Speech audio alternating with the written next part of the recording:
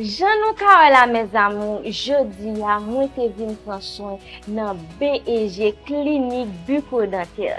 Sou vle pran soin bouchou, pa neglije vin nan klinik sa. Yon gros klinik ka ba ou bon servis. Yo fè profilaksi, yo fè restauration, yo mette bretive avec un pile lot bagay anko. Yo rache dan sans douleur.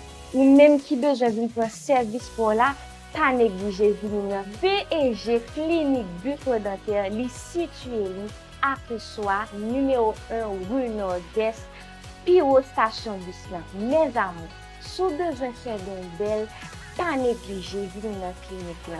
C'est belle bagaille ou l'on apprend son don, c'est belle bagaille ou l'on fait pour relaxer. Maintenant nous